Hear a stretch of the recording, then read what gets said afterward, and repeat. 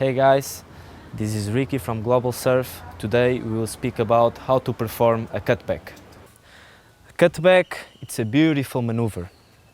It's a sequence of turnings, of bottom turns, top turns, going back to the white water next to the pocket and turning again to the wall of the wave. So first everything starts with the bottom turn.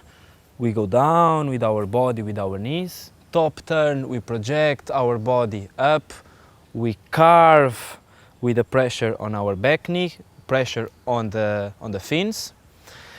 Instead of looking to the beach, like the top turn, we look back on the backside hand.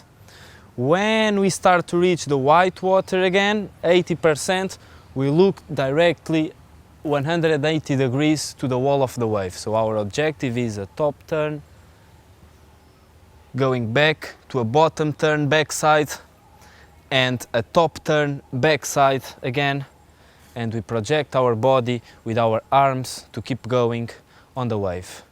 So we go up, we go down, we go up again next to the foam, and we finish our cutback.